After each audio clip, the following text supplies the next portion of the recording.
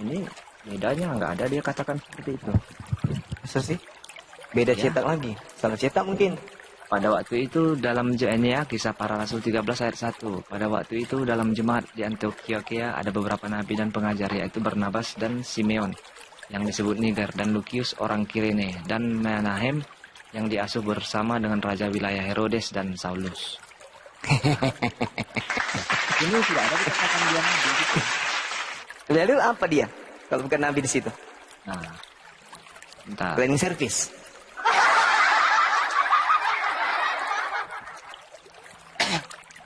Ini kan wilayah Herodes dan Saulus. Yang di sini kan yang dikatakan sini kan ada beberapa Di nabi. Antioquia. Iya. Di Antioquia mengajar setahun, di sana siapa? Mengajar di dalam jemaat di Antioquia kan. Ada. Siapa yang ngajar di situ? Siapa? Di Antioquia itu ada nabi dan pengajar. Nah, di situ ada. Namanya siapa? Saya nggak tahu siapa namanya. Coba di Kisah Para Rasul 11 apa yang tertulis di sana? Karena saya nggak pernah saya ini. Saulus. Nomor Ini kan tulisan Lukas. di nomor Lukas berapa kan? Bang? 26. Kisah Para Rasul 11 nomor 26. Mereka tinggal bersama-sama dengan jemaat itu 1 tahun lamanya.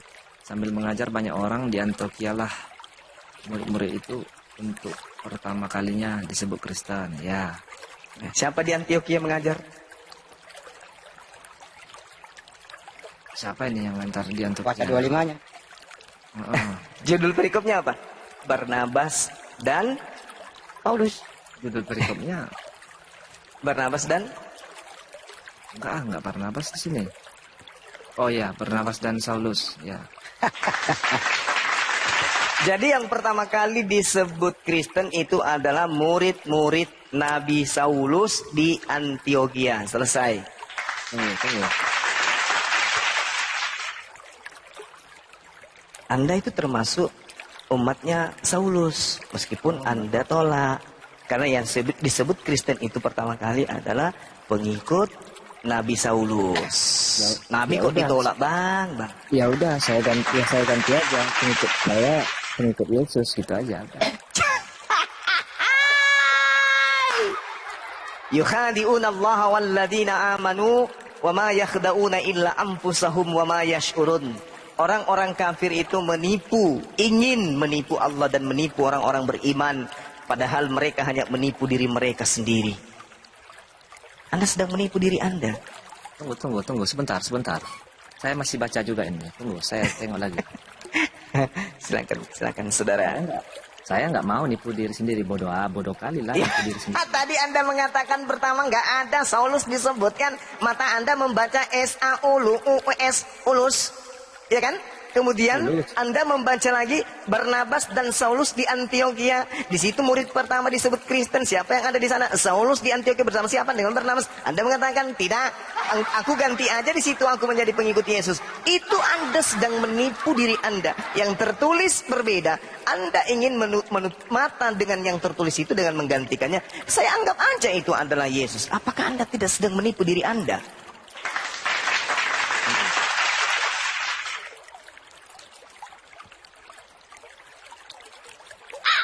Sebenarnya Bang Juma gitu ya. Ya, silakan. Dewa mendengar percakapan Bang Juma dengan Bang Noah itu, Bang Noah itu bukan pengikut Yesus, bukan pengikut Saulus, bukan pengikut Lukas, Bom. tapi Bob yang benar. Dan yang perlu Bang Noah di sini tahu ya, Bang Noah ya, perlu Bang Noah di sini tahu, kalau pengen tahu silsilah mengenai soal bom itu bukan Yahudi, tetapi garis silsilah bom itu sampai kepada Firaun. Silakan tanyakan.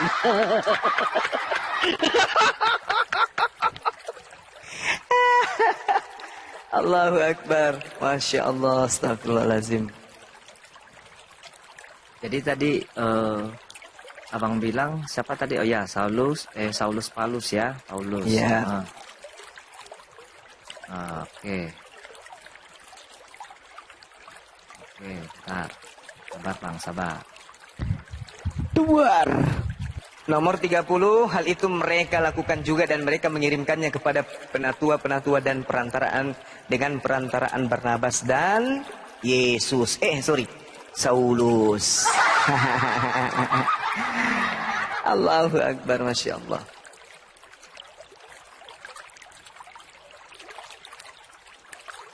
Asyhadu. Oh enggak, belum bang, belum, enggak. Oh belum gurunya. Besok ya, besok ya. Jadi gini, oke. Tadi gimana tadi kita pembahasan yang terakhir ini? Saulus Anda tolak, tapi Lukas mengatakan gurunya itu adalah nabi. Dan gurunya inilah yang mendapat murid gurunya inilah yang pertama-tama disebut Kristen. Ya, oke. Jadi gini, tadi Abang Juma bilang kenapa kamu percaya sama Injil Lukas tetapi tidak percaya sama kitab Guru. kisah para rasul. Seperti Rasul. Padahal yang nulis itu memang sama-sama satu oknum ya, satu orang kan gitu. Iya. Nah, jadi kalau kitab para rasul ini ditulis tujuannya itu untuk menyajikan untuk menyajikan sejarah gereja mula-mula setelah Yesus Iya. tidak ada kan gitu. Itu tujuannya Lukas. Iya. Nah, Lukas pun kan sahabatnya Paulus kan begitu. Nah, berarti sedangkan ya Injil Lukas itu ditulis itu untuk mengulang kembali apa yang sudah tertulis di Matius dan Markus, dan itu yang ditulis di dalam Injil Lukas itu ya kitab penyucian gitulah kita bilang kan gitu. Makanya kalau kisah para rasul ini memang diyakini bahwasanya kitab para rasul ini seperti lanjutan lah dari Injil Lukas. Tetapi sebagian Kristen juga menentang ini karena bisa seperti kayak ada pemisah gitu karena kisahnya sudah berbeda lagi gitu. Nah, jadi kalau memang masalah Kristen mula-mula itu tadi pas di Antioquia ya, itu gurunya ada Barnabas dan Paulus. Nah, jadi murid siapa yang pertama kali disebut Kristen? murid mereka siapa yang ngajar tadi di sana? Siapa tadi yang ngajar di sana? Paulus dan siapa namanya? Sama Barnabas. Di mana tadi itu bang ayatnya itu? Kisah para Rasul 11. Kisah para Rasul 11 Ayat berapa tadi? 26. 11 ayat 26 ya. Tunggu bentar. Yang ada kata Satu perikop aja baca. Dari data nomor 19 sampai nomor 30. Enggak usah bang. Itu satu perikop itu. Ya, mereka tengok bisa nona di itu sudah lamanya semuanya orang dan ialah murid-murid itu untuk pertama kalinya disebut Kristen. Ya, berarti Coba. memang ya. Ini Coba di Kisah para Rasul 24 nomor 5. 24 ayat 5. Iya.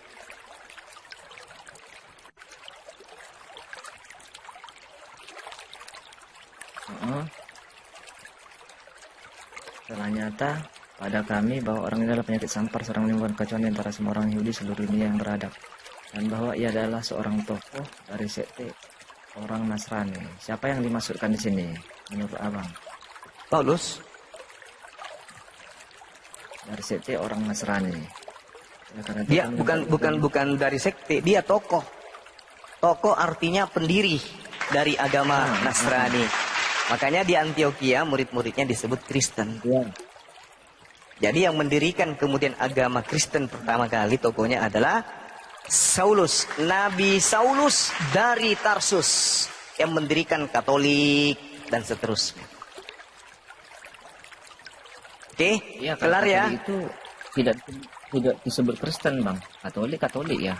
Duluan mana yang di Antioquia bersama Paulus dengan Katolik? Lebih duluan Saulus.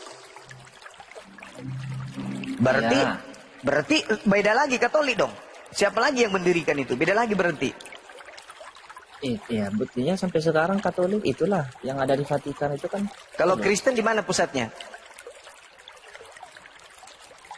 Kristen. Pusatnya nggak di Vatikan, Bang. Lalu di mana pusatnya Kristen itu? Itu Katolik loh, Bang. Yang di Vatikan itu. Iya, Yang dipimpin kalau oleh Kristen sendiri langsung pusatnya di mana? nggak tahu saya, Bang. Coba telepon Pak Bom Bom. Ngapain telepon dia, Bang? Dia pun bodohnya. Enggak, dia suka open cam itu baru tutup mata, dia ikat matanya. Iya Gurunda, benar. Kadang nantangin juga Gurunda, nantangin siapa Muslim yang sanggup debat dengan saya tutup mata 200 ayat gitu kan aja. Allahu Akbar, Masya Allah.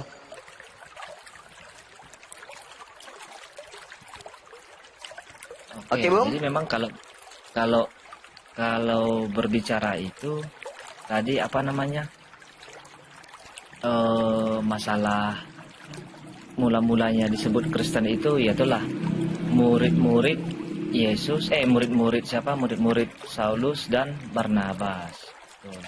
Tetapi kan artinya kan Bang, arti Kristen itu kan bukan pengikut Paulus atau Siapa bilang? Barnabas. Siapa bilang?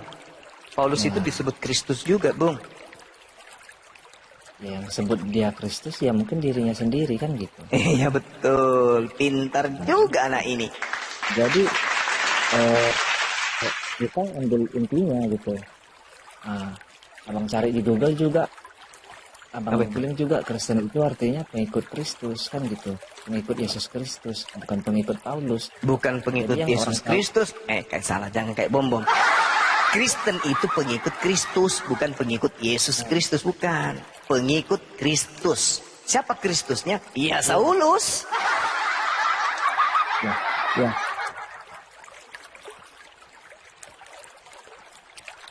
Bukan Saulus lah Bang, itu kan dia sendiri yang menyatakan. Iya, tapi kan murid pertama kali di Antioquia yang disebut Kristen. Muridnya Yesus tidak pernah disebut Kristen. Murid Paulus lah yang disebut Kristen. Iya, tetapi arti Kristen itu kan pengikut Kristus. Iya, Kristus itu kan Paulus. Buktinya pengikutnya yang disebut Kristen.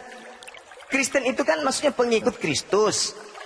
Nah, siapa yang pertama kali digelari Kristen? Iya, pengikut Paulus. Pernah nggak Paulus mengaku Kristus? Pernah. Di mana dalilnya? 1 Korintus 11 nomor 1. Berarti Kristen sama dengan pengikut Paulus Kristus. Gitu loh Bang.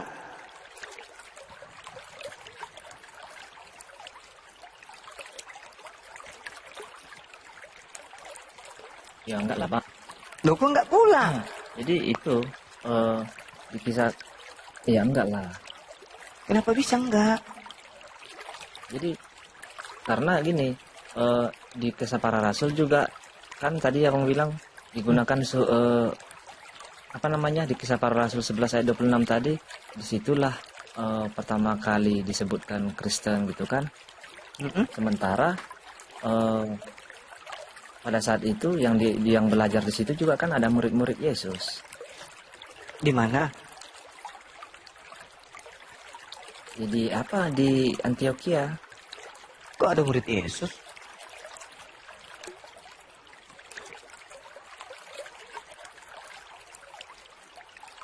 Jadi arti Kristus ini kan yang diurapi. Sementara kan Paulus kan tidak diurapi. Apa itu? Diurapi itu maksudnya apa? Diurapi itu ya mana ya menjelaskannya ya?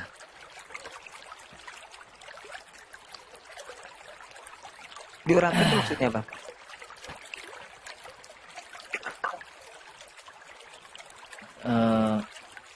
Ya kayak mana ya menjelaskannya ya? Yang diurapi ini ya seperti yang diberkati lah gitu. Gitu. Seperti yang diberkati. Paulus enggak diberkati gitu. Enggak. Oh? Siapa yang memberkati dia, Bang? Itu dia. Ananias mungkin?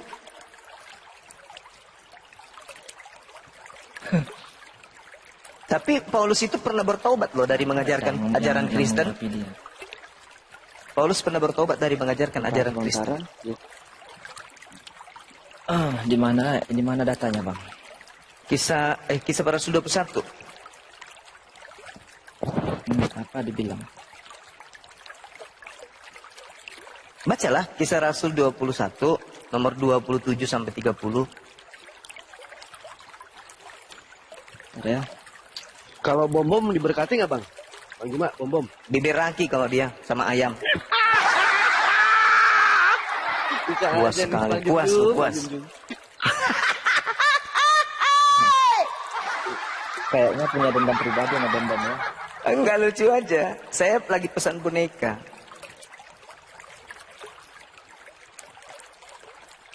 Ayat Bang lagi Noah. tadi bang. Barusan ada anak Batak Gurunda di bawah, tapi dia nggak minta naik sih. Mau ngapain dia? Dia bilang di bawah, pengecut ikuti aja Nabi dari gua.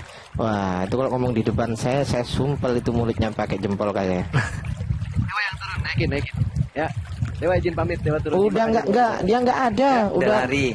Udah lari. Siapa tahu bang, siapa tahu. Ya, izin Udah lari. pamit bang. Mana ada orang Daripada nggak ada. Dewa stres bang. Terakhir Daripada Dewa permalukan stres. waktu itu. Siapa Udah tahu yang gitu ya. menghujat nggak usah ditanggapi bang. Yang kupermalukan itu Yesus menaklukkan dirinya. Ada kan? Jadi Yesus nggak usah. Iya betul. Menghujat itu nggak usah ditanggapi, biar aja nasionalisme aja kita biarkan aja. Iya betul. Iya, Siap, biarkan siap, aja, siap. biarkan aja kita yang menghukum bang. Capek abang.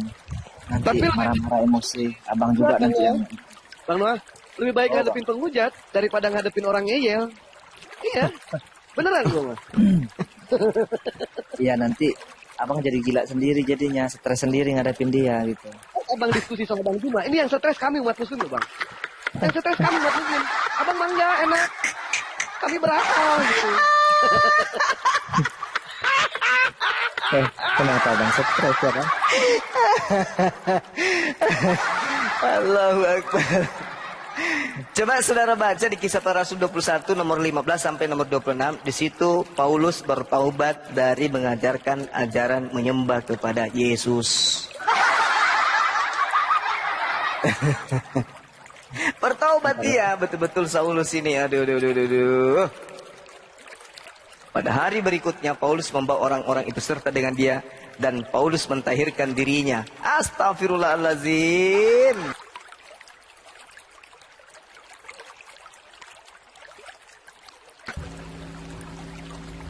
Sampai nomor 26.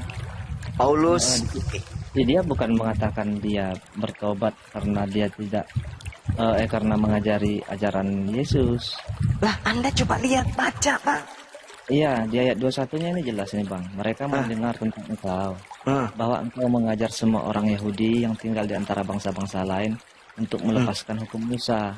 Sebab engkau mengatakan supaya mereka jangan menyunatkan anak-anaknya Satu. dan jangan hidup menurut adat istiadat. Dua. Nah, jadi jangan Bagaimana sekarang? Tentu mereka akan mendengar bahwa engkau telah datang kemari. Yerusalem. Lakukan apa yang kami katakan ini di antara kami ada 4 orang bernazar. Bawalah mereka bersama-sama dengan engkau, lakukanlah pentahiran dirimu bersama-sama dengan mereka dan tanggunglah biaya mereka sehingga mereka dapat mencukurkan rambutnya, maka semua orang akan tahu bahwa segala kabar yang benar tentang engkau sama sekali Tidaklah tidak benar. Melainkan Soal- engkau melainkan bahwa engkau tetap memelihara hukum Taurat. melihara hukum Taurat. Tetapi mengenai bangsa-bangsa lain Lalu? yang telah menjadi percaya, sudah kami tuliskan keputusan-keputusan kami, yaitu mereka harus menjauhkan diri dari makanan yang Mereka semua kepada berhala, mereka semua disuruh bertobat. Terus dari darah, dari daging binatang yang mati disekik dan dari percabulan. Pada hari berikutnya, Paulus membawa orang-orang itu serta dengan dia. Dan dia mentahirkan. diri Allahu Akbar. bersama-sama dengan lalu Itu. masuk Allah. Ya, mentahirkan diri. Tapi kan dia tidak Persembahkan bilang persembahan. Kenapa? Dia Itu tidak Paulus bilang ditahirkan tuh. Paulus ditahirkan. Iya. Tahir itu disucikan. Disucikan dari apa? Dari dosa. Dosa apa? Dosa mengajarkan orang menjadi Kristen. Apa itu? Membatalkan hukum Taurat. Masa tidak dipahami ini? Masa tidak dipahami? Keesokan harinya Paulus membawa orang-orang itu dengan dirinya. Dan dirinya mentahirkan diri bersama dengan 4 orang tersebut. Lalu masuk ke dalam bait Allah untuk memberitahukan bila mana pentahiran akan selesai. Dan dan persembahan akan dipersembahkan untuk mereka masing-masing. Ada persembahan berarti kurban. Kurbannya siapa? Yesus bukan. Kurban yang selalu dilakukan oleh orang Yahudi di bait suci itu apa? Manusia atau hewan? Hewan. Paulus bertobat dengan melakukan persembahan hewan. Selamat tinggal korban yang ada di atas tiang salib. Saulus bertobat dari mengajarkan Kristen. Anda kapan? Jadi nggak ada dia di sini mengatakan dia bertobat mengajarkan Kristen. Ini dia mentahirkan dirinya. Iya, La dia haula wala hanya quwata mentahirkan illa diri, billah. tetapi tidak Ya, mengatakan mentahirkan diri itu apa? bertobat. Nah, bertobat. Arti kata tobat, arti kata tobat ini kan banyak bang. Bukan. Orang, dengarkan saya Bung. Orang yang ditahirkan itu adalah orang yang kotor. Orang yang berdosa. Betul? Ya, Kenapa Paulus ditahirkan? Karena dianggap berdosa. Setelah dia ditahirkan, maka dia masuk ke dalam bait suci. Kenapa? Karena dia sudah ditahirkan, sudah jauh dari dosa. Ngajar orang-orang untuk meninggalkan hukum Tuhan, yaitu Taurat. Lalu apa yang dilakukan setelahnya? Mempersembahkan akan persembahan kepada Elohim. Elohim kalau minta persembahan di bait suci apa? Persembahannya di bait suci? iya, Orang. hewan kurban. Hewan. Masya Allah. Saulus ditahirkan, artinya Paulus dibersihkan, artinya Paulus ditobatkan dari pekerjaannya mengkristenkan orang di luar Yerusalem. Dah, selesai kita. Dewa sudah turun, dia pergi panggil Pak Bom kayaknya. Kau pergi tarik muridmu itu di atas. Ini ada tamu, gurunya kita sapa dulu. Gurunda. Ya, Assalamualaikum Bunda Rahma dan Cyber, ini Kristen apa Islam? Waalaikumsalam. Islam ya Bang? Warahmatullahi wabarakatuh. Iya. Host, Ya Bang saya Cyber, Gurunda, ada yang mau Bang disampaikan Ustaz. sebelum turun? Silakan untuk memberikan salat untuk Kristen. Silakan Bang Cyber. Aduh, saudaraku. Cuma mau tanya Pak, Tritunggalnya orang Kristen itu seperti apa sih sebenarnya konsepnya? Dan saya pun dijelaskan tentang Tritunggal itu masih nggak paham-paham sampai sekarang. Itu aja Pak, makasih banyak semuanya. Kalau Tritunggal mau dipahami dengan akal, tidak akan pernah. Tidak akan pernah. Tritunggal itu tidak akan pernah duduk bersama dengan akal. Tidak akan pernah duduk bersama dengan akal Tritunggal itu. Tidak akan pernah. Sama seperti Tuhan inkarnasi jadi manusia, mati dibunuh manusia, tidak akan pernah ditakar dan dipahami dengan akal. Hanya bisa diimani saja, hanya bisa dipercayai saja. Makanya orang Kristen mengatakan Kristen itu bukan agama. Kenapa? Karena mereka ini hanya aliran kepercayaan. Maksudnya asal percaya. Sama dengan ateis, animisme, orang-orang Majusi, penyembah dewa Baal, Horus. Mereka hanya aliran kepercayaan, bukan agama. Jadi Tritunggal itu tidak bisa kemudian diolah dengan akal. Tidak bisa. Kecuali dengan percaya saja. Itu baru bisa. Jadi kalau Anda minta saya memahamkan saudara, sampai kiamat 2 hari lagi Anda tidak akan pernah bisa paham. Tapi kalau Anda mau beriman, percaya kepada Tritunggal, silakan aja. Langsung minta dibaptis aja sekalian. Tapi kalau mau supaya saya paham, gimana ceritanya Anda mau paham? Tidak bisa. Sekarang ketika teman-teman mengatakan analogi Tritunggal itu adalah manusia. Apa itu? Roh, jiwa, raga, kata mereka. Sekarang, bolehkah dikatakan jasad ini sebagai pribadi? Tanpa roh? Tidak bisa. Coba, ada nggak orang bisa berbicara ketika melihat mayat? Ini pribadinya sendiri. Nggak bisa lagi dikatakan pribadi sendiri. Hanya bisa dikatakan mayat ini sendiri. Tak boleh dikatakan pribadi. Kenapa? Pribadi itu adalah unsur yang melekat pada suatu benda, di mana unsur itu saling ketergantungan antara item-item yang terkait dengan pribadi tersebut. Kapan dia bercerai-berai, tidak bisa lagi disebut sebagai pribadi. Makanya manusia itu cuma satu pribadi. Hanya orang yang butuh bengkel otak yang mengatakan manusia memiliki 3 pribadi. Bagaimana ada manusia punya 3 pribadi? Tapi kalau Tuhan, mereka mampu mengatakan Tuhan itu 3 pribadi. Lalu menganalogikan kepada manusia. Itulah makanya saya katakan, tidak akan mungkin konsep Bible diimani bersamaan dengan akal. Nggak mungkin. Orang Kristen itu orang cerdas. Orang Kristen itu orang-orang pintar semua. Hampir semuanya mereka itu orang pintar dalam hal keduniaan. Tapi ketika berbicara mengenai tentang keselamatan akhirat, yaitu Bible, tidak akan mungkin mereka itu dalam keadaan menggunakan akal pada saat itu juga dia beriman kepada Bible. Tidak mungkin. Tidak mungkin itu mustahil. Mustahil. Bagaimana mungkin kemudian ada orang bisa mengimani cincin yang ada di jarinya 100% emas pada waktu yang bersamaan dan oknum cincin yang bersamaan juga dalam keadaan 100% pasir. Tapi ini bisa terjadi asalkan imani saja. Jangan pakai akal. Cincin diajarkan. Bung Suma, ya kawan, aku mau jual cincin. Oh ya, cincin kamu ini apa? Oh, cincin saya ini 100% emas 24 karat, Bang. Oh ya, yakin loh. Tapi kok kayak ini? Iya bang, karena ini cincin saya juga 100% pasir. Kalau orang gila, orang miring, mungkin dibeli. Dibeli ini kalau orang gila nih. Setelah dia tahu, oh ini emas 100% dan juga 100% pasir. Penjualnya mengatakan, ya udah bang, beli aja. Loh, kamu mengatakan 100% cincin? Iya. Berarti kalau dia 100% cincin, berarti 100% bukan pasir. Salah bang, ini juga 100% pasir. Loh, kalau ini 100% pasir, berarti sudah 100% bukan emas.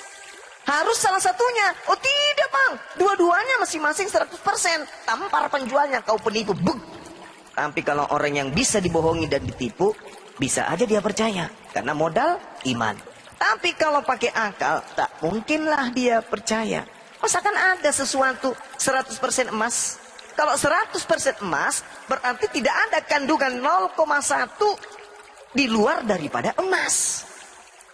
Tapi kalau 100% emas, bersamaan oknum yang sama, 100% juga pasir, ya udahlah lepaskan aja otak dari kepala. Anggap saja makan tai ayam, imani tai ayam itu 100% tai ayam dan 100% dodol. Udah, makanlah itu. Udah selesai. Carilah laki-laki temani tidur, anggaplah dia laki-laki itu 100% laki-laki dan 100% perempuan. Nah, ketemulah bom-bom. Kampus sudah sana. Nggak bisa Anda mencari, bagaimana saya bisa memahami Tritunggal itu bang? Paham, memahami berasal dari kata paham. Tolak ukur munculnya pemahaman seseorang berakar dari otak. Otak ketika berfungsi namanya akal. Kalau otak tidak berfungsi namanya gila. Oke? Jadi tidak ada jurus bisa memahami Tritunggal itu dengan menggunakan akal. Tapi kita hargai saudara-saudara Kristen kita itu hebat. Karena mereka bisa memiliki aliran kepercayaan tidak berdasar akal, tapi dengan iman. Apa itu? Konteks Roh Kudus ada pada diri mereka. Sehingga apa yang tidak rasional mereka imani sebagai sesuatu yang benar menurut iman mereka. Meskipun Yesus berpesan dalam Matius, kasihilah Tuhanmu dengan akal budi, bukan dengan iman, tapi akal. Dengan akal maka tumbuh iman, bukan dengan iman tumbuh akal-akalan. Jangan dibalik. Begitu saudara Seba. Ya, kalau intinya gini, kalau Noah ini diskusi terbaik dan terlama adalah dengan Muslim. Karena kalau diskusi dengan kawan-kawan Kristen mungkin 5 detik sudah dikit. Karena pasti akan dapat serangan yang bertubi-tubi sama paham dia gitu. Ketika diskusi dengan Muslim, pertama dari sudut pandang kitabnya Kristen itu sendiri, maka secara data dan fakta itu diragukan kebenaran. Memang perlu waktu yang sangat banyak. Ya, batu aja bisa membekas tetesan air ketika beribu kali kena tetesan air gitu. Jadi kita berterima kasih kepada guru-guru kita yang sejauh ini sabar berdiskusi, mengungkap data dan fakta kebenaran sesuai yang dia imani gitu. Lambat laun ya semoga saja dia menerima kebenaran yang sesungguhnya. Amin, amin. Kita sapa dulu ya, Ustadz Alif. Ada Alex Kristen ini, Kristen apa Islam? Waduh, marah-marah dia. Waduh, marah-marah dia. Apa ngomong apa dia barusan? Nggak tahu, marah-marah kayaknya. Masa baru masuk dimarahin saya. Ya itu makanya, coba Bang Noah kamu tahan nggak diskusi di Komal Kristen? Setengah jam aja, pernah nggak? Malah mereka ngikik saya bang. Bener kan? Kenapa dikik? Alasannya kenapa Noah? Karena mereka nggak terima saya menganggap Yesus itu sebagai Tuhan. Itu aja intinya. Ini si Noah ini SSC atau apa sih? Tapi bukan. Ketika mereka menanyakan ke Unitarian kayak saya bilang Yesus itu utusan, mereka nggak suka. Jadi mereka kick saya, nggak nyambung katanya. turunkan Noah, nggak ada lagi gantinya, nggak ada lain. Kenapa kalian Kasihan Noah, hidup lo itu kasihan. Di Islam gak diterima, di Kristen juga gak diterima. Kayak mana ini? Ya biar aja. Saya nggak perlu agama yang menerima saya. Yang saya perlukan Tuhan menerima saya, Bang. Udah yakin diterima Tuhan? Saya nggak tahu. Ya Tuhan lah yang tahu, Bang. Nah, itu dia. Terima atau enggak. Nah, itu dia. Pokoknya apa aturan-aturan yang sudah Tuhan sampaikan kepada nabi-nabi, saya ikuti. Dapat aturan itu dari mana, Noah? Ya dari pertama ya dari hukum Taurat. Dari kitab kan? Ya. Yang nulis kitab Anda siapa? Yang mana? Yang bagian yang mana? Kok bagian yang mana? Emang kitab ada bagian-bagiannya? Oh, maksudnya secara keseluruhannya. Bang, ada Paulus, ada si Secara keseluruhannya. Wahyu. Banyak ini Pak, nulis banyak. Iya, selalu ada yang bilang gini, selalu tapi ngeselin. Iya, memang begitu teman-teman ya. Ingat firman Allah, summum bukmum umyun fahum la yarji'un. Iya, memang begitu gitu loh. Jadi harus sabar gitu loh. Kita mendakwahkan sesuatu, betul gak Ustadz Alif? Betul. Iya, Bang Noah izin. Jadi apa yang Anda ketahui atau pelajari bahwa Anda mendapat keselamatan sesuai dengan pengajaran Anda? Dari mana gitu tersuratnya? Jelas dikatakan di Injil, Bang ya, di Injil yang 4 ini, Matius, Markus, Lukas, Yohanes, bahwasanya Yesus berkat. Biblos, ya, Pak. Injil. Ya, di sini kan Biblos disebut itu. Injil, Pak. Nah, itu ya Di sini kan disebut dibuat-buat lah. Injil. Di sini kan disebut Injil Matius. Saya nggak buat loh, memang ini yang Ini ada Agus Wi. Selamat pagi Agus Wi. Assalamualaikum bang. Waalaikumsalam. Muslim bang. Waalaikumsalam. Ada yang mau disampaikan bang? Iya muslim. Enggak saya Ya. mau nanya aja bang. Kalau di daerah Kemayoran kan ada masjid tuh gereja ada tulisannya kasih Allahmu gitu ya. Terus kemarin tanggal 25 tuh kalau pas Natal di lingkungan gereja ada tulisan Allah gitu bang. Halo?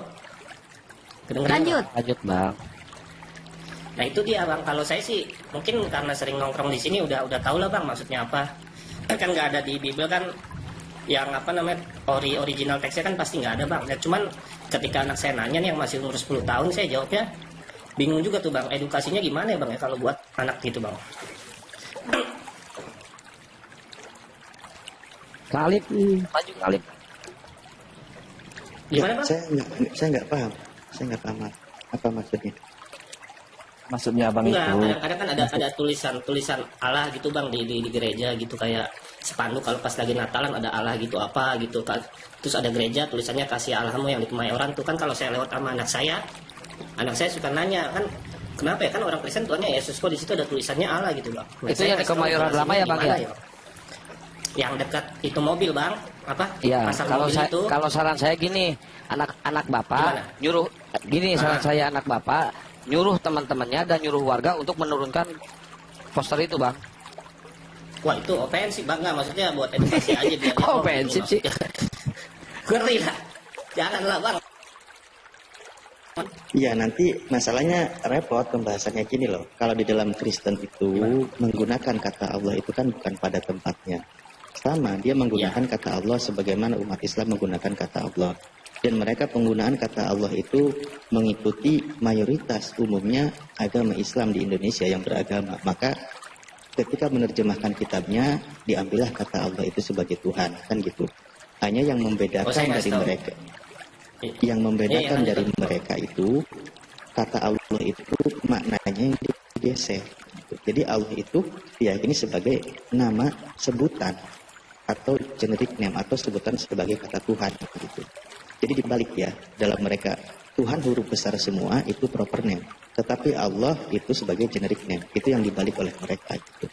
Nah inilah juga Iya, yang iya, selalu Bang. menjadi bahan perdiskusian. Mungkin itu aja sih bang sebenarnya. Iya justru itu bagus bang, iya. biar ada apa namanya biar ada tekanan dari dunia nyata juga bang, biar mereka cepat kelai dan menghapus kata Allah di sana gitu loh bang. Turunin aja, nggak ada masalah, itu nggak ada hukumnya. Enggak, apalagi pas tanggal 25 kemarin kan emang sih masih di lingkungan gerejanya sih ada tulisan Allah gitu. Saya mah bilangnya apa ya, nipu aja gitu. Cuman kan iya itu maling, bilangin aja lu maling kata Allah dari Al-Quran gitu aja udah bang.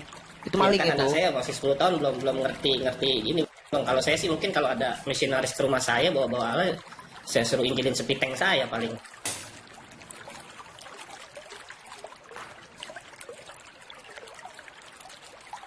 Sepi, hening.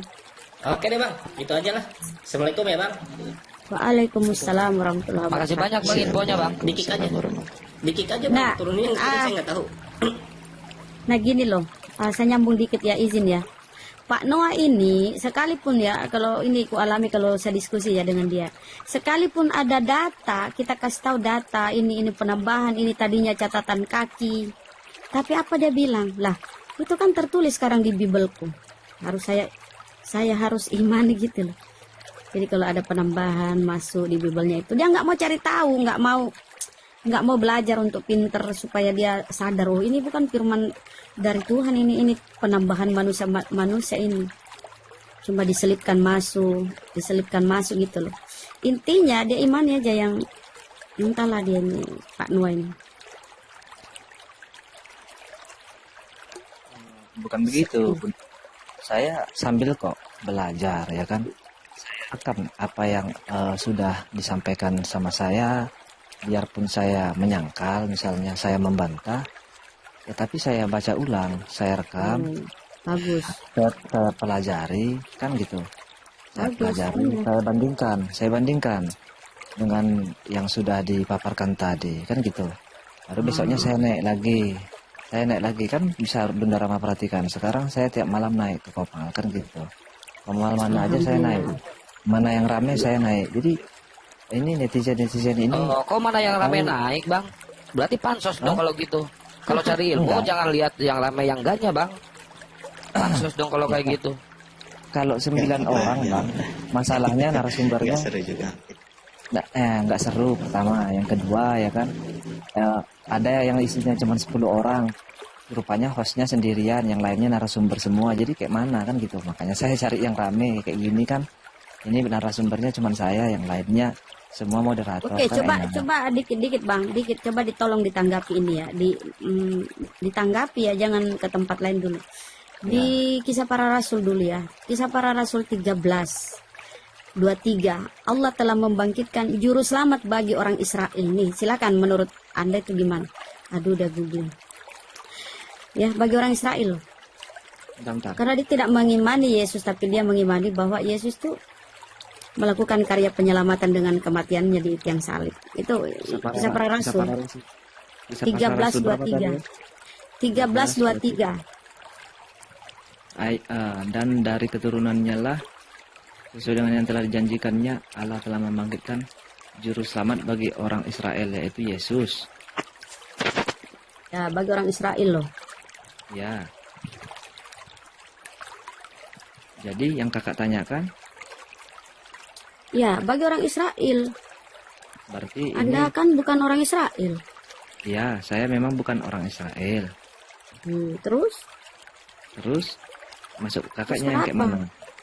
Kenapa Anda imani kalau Yesus itu melakukan karya penyelamatan? Anda mengimani Yesus itu mati di tiang salib untuk penebusan ya? Atau diimani sebagai apa itu kematian di tiang salib? Ini ya, saya ambil referensinya ya. Bentar. Ya, sambil nunggu Bang Noah, ini ada kosmetik. Selamat pagi kosmetik. Waalaikumsalam warahmatullahi wabarakatuh. Muslim Bang? Muslim Bang, alhamdulillah. Ya, ada yang mau disampaikan Bang? Sambil nunggu Bang Noah. Sama Bang Noah aja Bang. Oh, Bang Noah lagi diskusi sama Bunda Rahma. Enggak, mau nyampein sebentar aja. Ya, silakan Pak. Sampai Natal kedua ya Pak.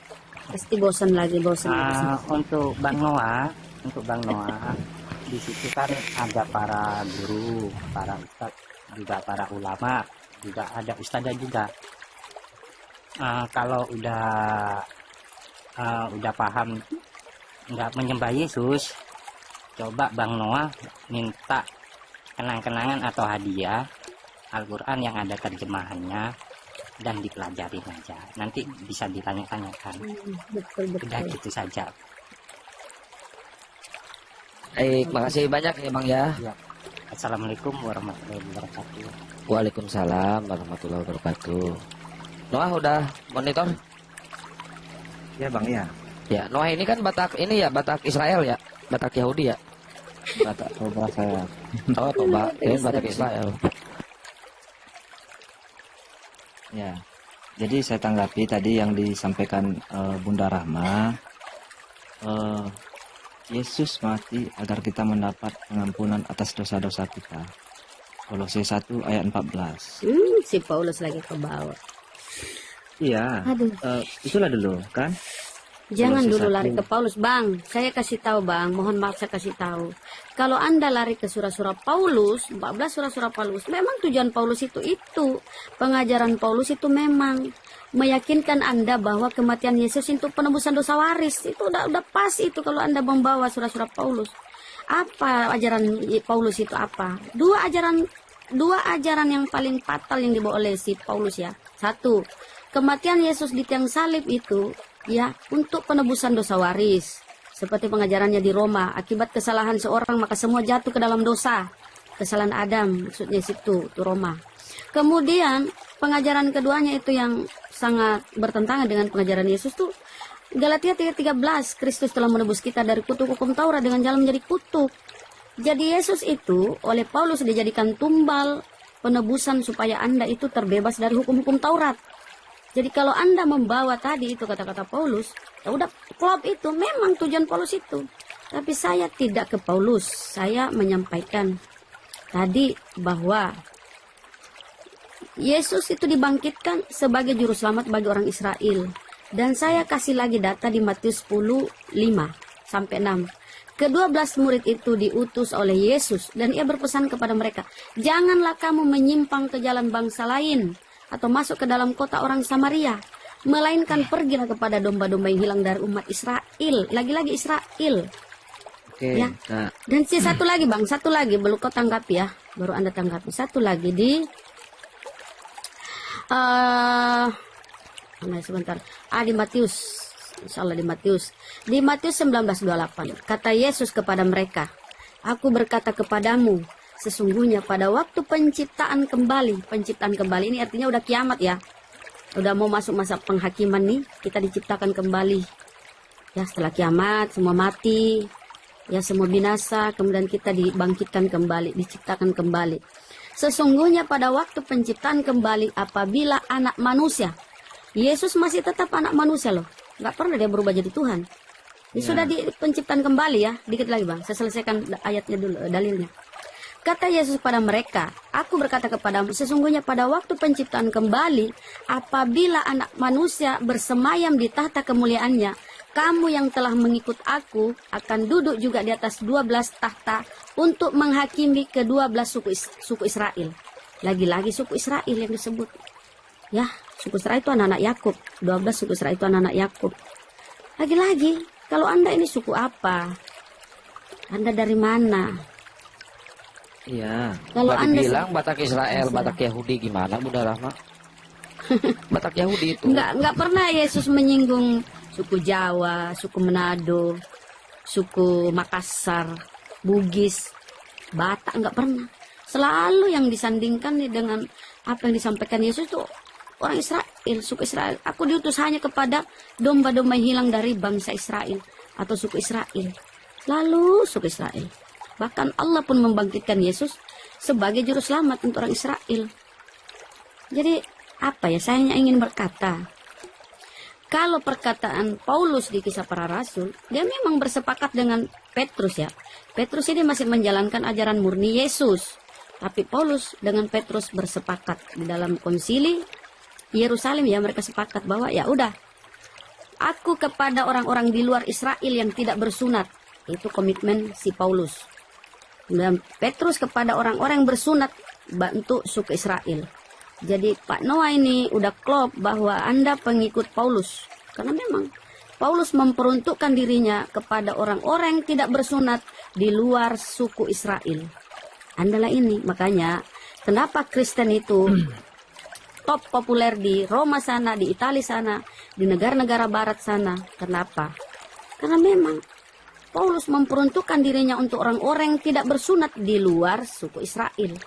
Inilah Anda, saudara. Makanya kalau kita bawa kemana-mana, kembali lagi ke surah-surah Paulus. Silakan. Oke, kita sapa dulu ya Bunda. Ada Origin. Halo, Origin. Assalamualaikum warahmatullahi wabarakatuh. Ya, mau disampaikan Bang, silakan sebelum turun. Ya, 5 menit bincang sama Bang Noah boleh? Nggak sampai 5 menit lah saya. Silakan. Oke, Bang Noah, salam kenal ya Bang Noah. Oke, salam kenal Bang Original. Bang Noah mau tanya, kitab suci yang dipakai rujukan sekarang yakin nggak masih original? Maksudnya mulai dari perjanjian lama sampai perjanjian baru? Ya saya nggak tahu yang mana Bapak yakini. Yang Bapak yakini lah. Masih asli nggak? Kalau asli ya asli Bang. Kalau dari teman-teman di atas di sini ada yang bisa membantah keasliannya gimana? Sebentar bang, izin host, tolong diblokir ini si Pilok Merah ini. Terlalu nggak sopan bener nih kata-katamu ya. Kamu yang mana sih? Kamu ya, kamu nggak diajar orang kamu ya bersopan-sopan gitu loh. Pilok Merah ini tolong diblokir aja bang. Kenapa? Yang mana orangnya? Kurang ajar nih, berkali-kali nih. Kamu ini kok, aduh, Islam kok gitu kamu ya bahasamu. Udah, Ngapain dia kamu? lagi lihat di YouTube Bunda Rahma, biarin Bang Ardi yang bekerja. Dilanjut dulu Original. Silakan Bang. Lanjut. Ya. Lanjut Bang. Lanjut tolong ya. diblokir Oke. Bang. Ya, oke. Halo. Ya. Kalau bisa dibuktikan bahwa nggak asli lagi, Bang, gimana? Salah. Oke, kalau bisa ya. Kalau misalnya ada yang bisa membuktikan bahwasanya kitab-kitab yang beredar sekarang yang dipakai umat Kristiani sekarang tidak asli, maka yang menyatakan tidak asli tadi harus menunjukkan yang aslinya. Yalah pasti dong. Yang asli maksudnya jangan semua dari firman Google. semua firman Harus Allah ya, semua firman Tuhan ya, itu namanya asli ya. Jangan dari Google, harus memang benar-benar kitab aslinya, yaitu manuskrip pertama. Ya boleh. Itu kitab asli. Oh, nggak boleh dari Google ya? Ya, nggak boleh dari Google Bang. Apa bedanya manuskrip asli di foto, diupload di Google dengan manuskrip yang ada di museum yang notabene itu yang difoto juga? Apa bedanya? Ya, kalau asli itu kan memang kita lihat secara langsung. Kalau yang di Google kan yang kita baca. Ada yang dengerin aslinya pertanyaannya. sama Bang Noah. Dengerin pertanyaan Bang Noah saya. ada aslinya sama Bang Noah enggak? Dengerin pertanyaan saya. Loh, Dengerin terus pertanyaan awas saya. sudah. Nah, sebentar Bang Original, biar Bang Ardi handle dulu Bang Original. Biar Bang Ardi dulu ya. Dengerin pertanyaan saya Bang Noah. Ya. Apa bedanya manuskrip asli yang disimpan di museum, kemudian manuskrip itu difoto, terus diupload di YouTube, yang notabene yang difoto itu adalah manuskrip yang asli yang di museum itu tadi. Secara pembacaan, secara tulisan beda nggak? Oke, coba Abang paparkan dari mulai dari kejadian sampai Enggak, jangan kemana-mana. Pertanyaan saya, apa bedanya? Nah ya ini kan, makanya kalau ada orang tanya itu didengerin dulu. Kalau ada orang tanya itu didengerin, diresapi apa pertanyaannya gitu loh. Setelah tahu pertanyaannya baru muncullah jawaban setelah dianalisis. Jangan langsung jawab dulu ketika belum paham pertanyaannya, oke? Dipahami dulu ya pertanyaannya ya. Apa bedanya? Nah ini, apa bedanya ya pertanyaannya? Apa bedanya manuskrip asli, katakanlah Codex Sinaiticus ya, pada abad keempat. Apa bedanya manuskrip asli yang disimpan di museum yang saat ini ada dengan manuskrip asli yang di Google, yang notabene di Google tersebut itu bendanya sama dengan manuskrip yang di museum? Apa bedanya? Oke, berarti kalau yang asli kan itu kan kita lihat secara langsung. Kalau yang di Google itu kan kita hanya melihat dari foto, dari gambar. Walaupun itu barang yang sama. Barang yang sama. Esensinya berubah nggak? Ya, benar. Esensinya tidak berubah. Ya karena itu barang sudah. yang sama. Yang kita cari Tetapi esensinya atau yang kita cari esensinya atau harus pegang bendanya kira-kira? Ya. namanya kita membuktikan bang, kita harus menunjukkan yang aslinya memang benar. Loh, Kita katanya tunjukkan. esensinya sama, gimana sih? Ya, susah kali ya bang. Loh, tadi abang bilang esensinya sama, ya Abang kan? beli mobil aja, abang beli mobil aja. Loh, kok Abang beli mobil? Ini kan cuma pembuktian bang. Iya. Ini kan Abang cuma mau beli pembuktian. mobil.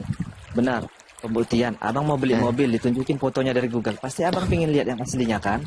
Loh, gimana Loh. sih, ini beda bang? Ini Beli gimana mobil sih? itu, beli mobil itu Siap ingin sama. ingin dimiliki. Beli mobil itu ingin dimiliki. Tapi kalau Jadi- beli manuskrip ingin dimiliki nggak? Abang tunjukkan fotonya sama saya dari Google. Saya pasti Enggak, saya ingin tanya lihat kepada yang abang. aslinya. Saya tanya kepada abang. Abang kan menarasikan beli mobil. Nah, kalau beli mobil itu mobilnya pengen dimiliki nggak? Ya belum. Tentu kalau nggak cocok. Ya, enggak. Lah iya, pengen dimiliki nggak? Kalau cocok pengen dimiliki nggak? Ya iya ya. Ya kalau cocok ya dimiliki. Abang. Kalau cocok pengen dimiliki. Sekarang saya tanya, kalau manuskrip bisa nggak abang miliki meskipun cocok? Bisa nggak abang beli? Nggak bisa. Tapi Ya kan nggak saya bisa, makanya pengen beda. langsung Jadi kalau buat sesuaikan analogi itu sama bang, dengan yang dipotong. bang, kalau buat analogi itu yang masuk akal gitu loh. Yang masuk akal buat analogi. Saya tadi udah bilang ke abang, untuk membuktikan sesuatu itu tidak perlu kita itu harus pegang, kemudian melihat secara langsung dengan live langsung, tatap mata, mata ketemu barangnya, nggak harus langsung gitu bang. Nggak ada kewajiban langsung gitu, nggak ada bang. Gitu loh. Ya supaya akurat kan bang. Saya kan harus lihat juga. Jadi abang tunjukkan nih foto sama saya kan yang di Google. Oke, saya terima. Nah yang di Google itu sama kan dengan yang di museum? Ya, betul sama. Nah ya Tetapi sudah selesai. Untuk lebih akurat kan saya harus memastikan benar nggak? Ya kalau gitu kalau gitu Anda nggak usah diskusi di TikTok, karena TikTok ini juga termasuk menggunakan internet. Diskusinya kita ketemu aja di Vatikan, gimana? Itu namanya kan Loh, berarti kan tadi yang bilang tadi ya kan ada di Vatikan, Codex Vaticanus. Ada di Mount Sinai, Sinaiticus. Nah, kita diskusi di sana gimana? Nanti saya buktikan di sana. Sepakat? Sudah, buktikan aja, kirim aja foto-fotonya. Nggak usah dikirim foto, kita ke sana. Kok malah foto? Oh, abang yang biayai saya, ayo. Loh, yang bilang harus dilihat aslinya siapa tadi? Iya, abang yang biayai saya. Enggak, ayo. pertanyaan saya simple. Tadi yang bilang, dengerin ya. Pertanyaan saya tadi yang bilang harus dilihat aslinya siapa? Apakah A. Ardiansa atau B. Noah? Silakan. Ya, B. Noah. Nah, ya sudah. Berarti Anda kan yang yang ingin melihat aslinya. Anda kan, bukan saya kan?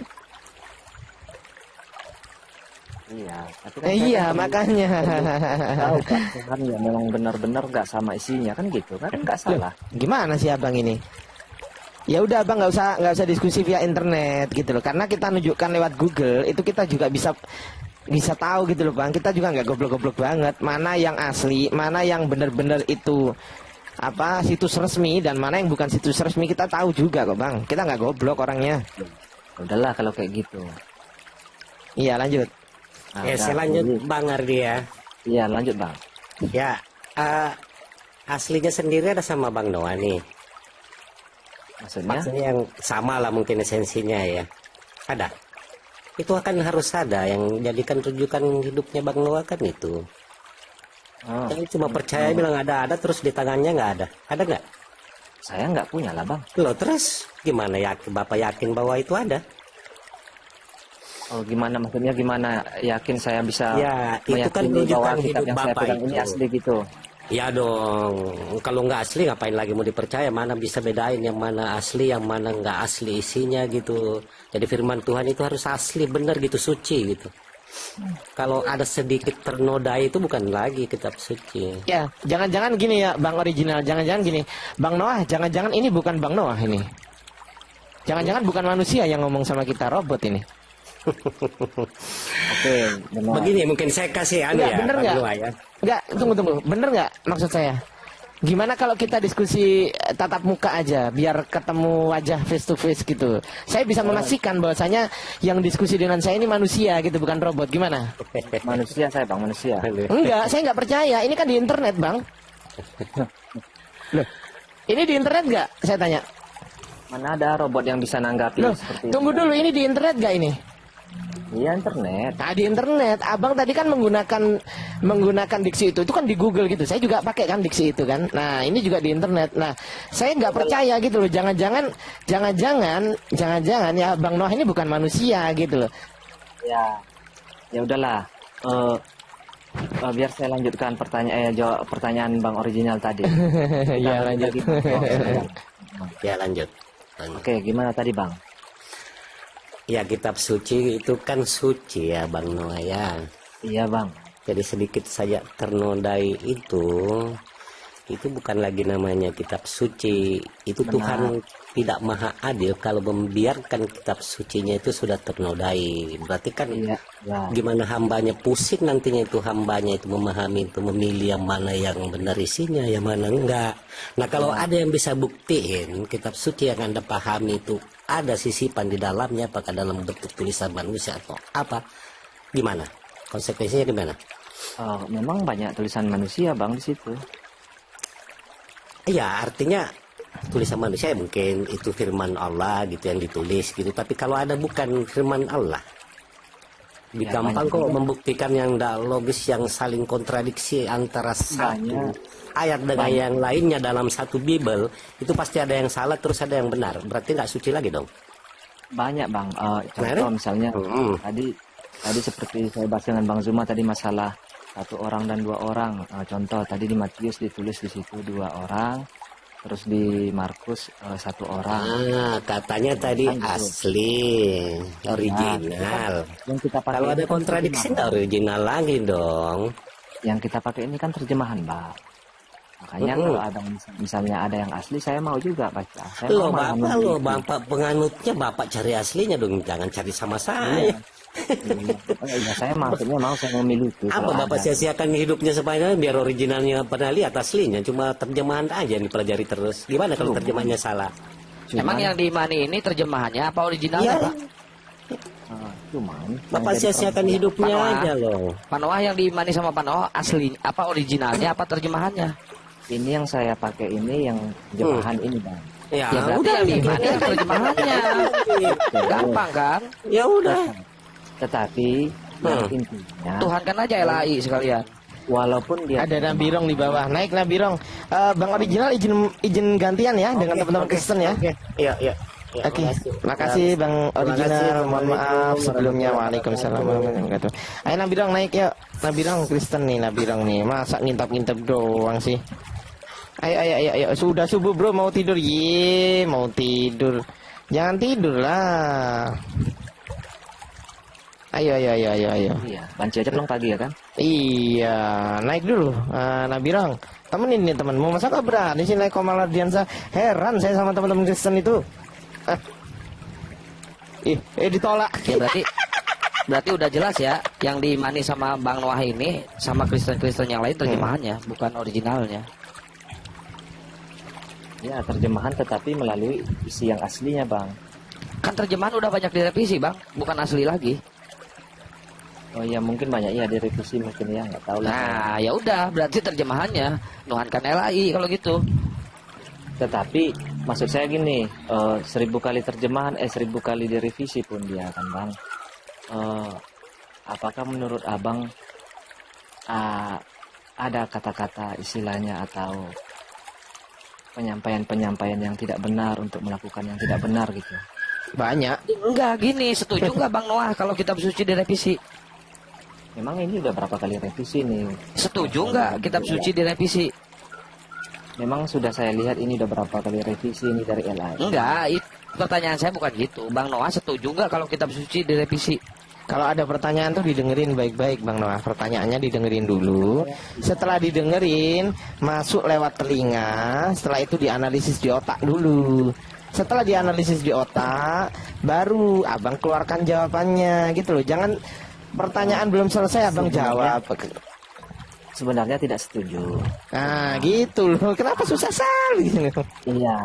Sebenarnya tidak setuju, tapi mungkin saja ya kan, mungkin saja ya. Oke, sebentar Bang Noah. Kalau gitu berarti Bang Noah mengimani kitab yang udah tidak suci lagi dan udah tidak asli lagi. Oh, kenapa bisa Bang bilang kitab suci tidak asli? Ya karena sering direvisi. isinya. Sering direvisi. Betul, berarti udah tidak suci lagi kan? Udah bukan kitab dari firman Tuhan lagi, tapi kitab iya. firman dari LAI, bukan dari Tuhan. Setuju nggak? Oh, nggak setuju. Lah, yang revisi siapa? Ya, LAI. Ya berarti kitab yang udah direvisi oleh Gini, bahasa kitab manuskrip pertama itu kan bahasa Yunani kuno, Bang, ya kan? Bahasa Yunani kuno ini kan kalau kita hitung-hitung sekarang paling berapa orang lah yang bisa memahaminya ya di dunia ini, di dunia ini kan? Banyak lah. Mungkin entah ada kesalahan waktu kita fokus ke LAI aja. Kita fokus ke LAI. LAI paham nggak dengan kitab Yunani kuno? Ya nggak tahu lah, Bang. Lah, kok nggak tahu? Ya orang LAI yang tahu itu. Abang nanya saya, mana saya tahu. Udah saya bilang berarti Anda menuhankan LAI kalau gitu. Ya, gas Bang Adri. bilang saya menuhankan Ustaz Alif aja aku ngantuk. Ustaz Alif atau Ustaz Sugi, gurunya semua masih makan ya, Bang Yonat. Ustaz Alif. Oh iya. Ayo Tat, gas Ustaz. Aku baru kembali. Lanjut Ustaz. Apa? Noah ini sama Noah lagi ya? Halo Noah. Halo Bang Ali. Nggak ada yang mau naik, Bang, Kristen. Sama Fokus sama Bang Ali. Iya, ngobrolnya santai aja Noah. Santai kita kan dari tadi santai terus santai kok. Iya. Saya pun sampai udah lupa apa yang mau dibahas. Saya bahkan nggak peduli saya sama tancingan yang di bawah. Gini. Kalau membahas tentang menjamin originalnya itu memang sudah sangat diragukan. Yang tadi ditampilkan, yang dibahas, yang dipertanyakan oleh Bang Zuma itu cuma baru mungkin 0, sekian% dari sekian banyaknya terjadi kontradiksi. Kan itu yang dibahas ya. Nah sebenarnya kalau kita bahas tentang itu udah nggak akan ketulungan lah pembelaannya dari Noah sendiri bahwa memang terjadi kontradiksi itu nggak bisa dibela. Benar. Saya pun nggak bisa menyangkal itu. Nah ya. Nah sekarang begini, permasalahannya adalah bagaimana Anda akan menemukan sebuah keselamatan yang hakiki sementara yang menjadi panduan hidup Anda pun tidak dijamin keaslian dan kebenarannya karena di situ terjadi kontradiksi. Konsep keselamatan dari mana yang Anda ambil? Hanya ya yang apa yang dikatakan Yesus, Bang. Ya kalau hanya sesuai dengan yang dikatakan Yesus ya kembali lagi kepada pernyataan Yesus.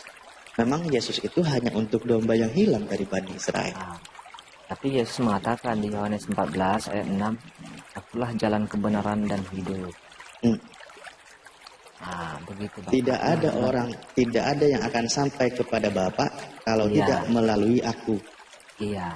Nah, yang disampaikan oleh Yesus itu ajarannya untuk Bani Israel atau non Bani Israel? Ya, memang benar di situ dikatakan, aku diutus hanya untuk Bani Israel, kan?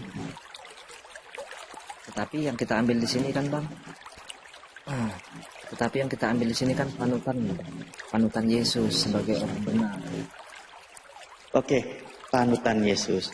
Bagaimana Yesus memberi panutan mengajarkan Anda misal di dalam berumah tangga? Diajarin nggak? Tidak ada. Santai. Tidak ada. Berarti belum sempurna panutannya ya? Tidak ada. Itu adanya. Oke, berarti dalam hal konsep rumah tangganya Bang Noah, tidak ada tali hidup rumah tangga begitu. Iya, berarti kalau konsep rumah tangganya Bang Noah tidak ada tuntunan panduan dari Yesus, artinya jaminan kebenarannya itu tidak ada, benar nggak? Karena gini, Yesus kan diutus Tuhan untuk untuk bukan untuk mengadakan hukum Taurat tapi untuk menggenapinya, untuk menyempurnakan. Berarti walaupun Yesus tidak berkata mengenai masalah rumah tangga gimana, tapi dia kan sudah mengajarkan hukum Taurat, dan kita tahu hukum Taurat itu apa aja cakupannya, ada pembagiannya kan gitu. Nah, berarti termasuk dong Bang, karena Yesus mengajarkan hukum Taurat. Nah, iya, makanya tadi saya tanya, di mana Yesus mengajarkan bagaimana membina rumah tangga? Ada nggak? Mencontohkan Kalau Yesus nggak? sendiri, Yesus sendiri tidak ada mengatakan itu. Tetapi karena Yesus menganut hukum Taurat, ya kita juga menganut apa yang Yesus anut. Begitu, Bang. Jadi Anda menganut hukum Taurat, Noah? Ya, karena Yesus mengajarkan hukum Taurat, berarti otomatis saya juga harus mematuhi hukum Taurat yang dipatuhi oleh Yesus. Jadi aturan, oke, menarik ini kalau gitu. Kamu sudah menikah? Saya sudah, sudah. Nah, bagaimana aturannya? Aturan dari Tuhan ketika seorang perempuan sedang menstruasi. Oh, tunggu ya, saya baca ya. Anda katanya kembali kepada hukum Taurat. Sanggup enggak nih? Tunggu, Ayo. Bentar, Bang, sebentar. Ya itu kan nanti diatur juga ketika menstruasi, bagaimana ketika masalah orang yang sudah berumah tangga, sudah ada suami, namun posisi istri sedang menstruasi, bagaimana aturannya? Yesus tidak mengajarkan. Artinya Yesus tidak mengajarkan tentang kehidupan dalam hal berumah tangga, terutama yang berkaitan dengan perempuan. Apalagi, aduh, gugupnya lagi. Apalagi Yesus katanya diyakini nikah pun kagak kan gitu. Kembali kepada hukum Taurat. Nah, sekarang kita baca di dalam hukum Taurat, aturannya dijalankan atau tidak? Sebentar, saya buka ininya, dalilnya ya. Ya ada di Imamat 15 itu sebenarnya.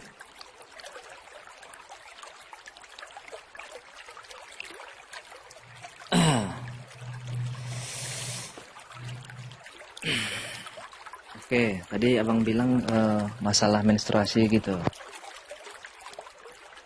Nah iya, makanya kan saya bilang aturannya tadi dalam berumah tangga, bagaimana dalam berumah tangga pasangan kita sedang menstruasi, bagaimana diaturnya dalam hal beribadah, dan seterusnya kan gitu. Yesus tidak mengajarkan, Yesus tidak mencontohkan, tetapi malah dikembalikan kepada hukum Taurat. Pertanyaannya, dijalankan atau tidak hukum Taurat itu? Saya sejauh ini apa yang sanggup saya jalankan, puji Tuhan saya jalankan, Bang. Ya, emangnya Bang Noah menstruasi? Enggak, istri yang menstruasi. Makanya ini istrinya diatur enggak nih? Kirain Bang Noah yang enggak saya hajar loh Bang kalau lagi kan. Loh, aturannya kalau Anda kembalikan kepada kitabnya Torah atau ajaran Nabi Musa, itu kan aturannya sangat ketat itu. Ya, di mana tertulis ini Bang, di kitab apa? Ada di Imamat 15 itu diatur tentang masalah menstruasi. Jadi setiap tempat tidur yang ditiduri orang-orang yang mengeluarkan lelehan itu menjadi najis, dan setiap barang yang didudukinya menjadi najis juga. Jadi ketika istri Anda sedang menstruasi, segala tempat yang didudukinya itu kena najis, dan yang disentuhnya menjadi najis. Makanya loh, jadi kamu nggak bisa bersentuhan dengan pasanganmu itu, nggak boleh itu aturannya menurut aturan di dalam kitab Taurat. Apabila ketika selesai nih, apabila orang yang demikian sudah bersih dari lelehannya, ia harus menghitung 7 hari lagi untuk dapat dinyatakan tahir, lalu mencuci pakaiannya, membasuh tubuhnya dengan air mengalir, maka ia menjadi tahir. Jadi ketika Anda punya pasangan baru 7 hari menstruasi, habis itu jangan langsung digasak Bang, nunggu 7 hari lagi. Nah loh, nggak boleh itu, nunggu 7 hari lagi untuk ditahirkan, baru dia boleh mandi. Nah bagaimana nanti aturannya itu? Lalu imam harus mempersembahkannya, ya seekor sebagai korban penghapus dosa dan seekor yang lain lagi sebagai korban bakaran. Dengan demikian imam mengadakan perdamaian bagi orang itu terhadap Tuhan karena lelehannya. Nah nanti ya, bagaimana juga ada boleh diperintahkan untuk menyembelih burung apa itu? Iya, saya udah baca ini. Memang ini banyak aturannya, makanya tadi saya sampaikan sama Abang, ketika saya sanggup apa yang saya sanggup lakukan, saya lakukan, itu Bang. Bukan berarti saya tidak ingin melakukan. Ketika saya sanggup. Ini buat yang menstruasi Bang. Emang Abang menstruasi? Oh iya betul. Maksudnya kan saya kan kepala rumah tangga. Ya kan saya kan bisa mengatur istri saya, gitu maksud saya. Nah, kalau misalnya saya sanggup, dia sanggup ya puji Tuhan. Kalau tidak ya apa boleh buat, kan gitu. Karena karena kita hanyalah manusia biasa kan gitu. Ya itu, bersentuhan pun nggak boleh. Kena sentuh barang yang habis disentuh oleh orang yang lagi menstruasi pun nggak boleh itu. Najis hukum. Kalau kita sanggup melakukan, kita itu lakukan. aturannya. Yang tidak sanggup, iya. Itu Kalau saya aturannya. sanggup, saya lakukan. Kok malah, emang nggak sanggup? Ini bukan Ya, masalah emang sanggup nggak sanggup. Kalau masalah sanggup mah tentu sanggup. Mau atau tidak, ini berkaitan dengan mau atau tidak mengikuti aturan dari Tuhan. Kan gitu sebenarnya. Makanya Ya, saya bilang benar tadi, itu, ini Pak. salah satu contoh aja. Oke lah, intinya gini. Ketika Anda sudah membaca di dalam imamat tadi, selama hidup Anda berumah tangga itu dijalankan atau tidak? Yang ini tadi, yang ayat 5, yang pasal 15 tadi. Ya iyalah semua aturan itu. Kalau yang masalah ini pernah ini. Tetapi kalau semua aturannya enggak lah, enggak. Harus cuci ini, cuci itu, enggak pernah. Ya artinya tidak dijalankan ya. Ya, enggak Ya, sanggup. Tidak dijalankan. Oke. Ya, sebenarnya jadi makanya kemana panduannya gitu. Panduannya kemana jelas tadi. Dijalankan tetapi tidak sanggup. Gimana sih? Dijalankan tapi tidak sanggup. Iya. Ya kalau dijalankan berarti Anda sanggup. Gimana sih? Enggak kelar maksudnya Bang. Enggak kelar semua aturan itu saya jalankan. Aduh. Iya Bang Noah. Ya udah kembali lagi. Gak ada aturannya. Itu cuma aja bohong. Terus ketika Yesus itu hanya untuk domba yang hilang dari Bani Israel yang tadi sudah dibahas, maka konsep keselamatan itu dari mana? Apa Bang? Suara Bang agak itu sih kira. Agak Ya, kecil. sekarang begini. Kan tadi juga sudah dibahas berkali-kali bahwa ketika Yesus akan menghakimi, yang akan dihakimi oleh Yesus pun itu hanya dari ke-12 suku dari bangsa Israel. Ya. Lalu Bang Noah dari mana dapat pengakuannya? Ya memang saya orang Indonesia. Kan saya tadi sudah bilang, saya mengikuti panutan Yesus aja Bang. Bahwasanya dia orang yang baik, orang yang benar, orang yang taat sama Tuhan.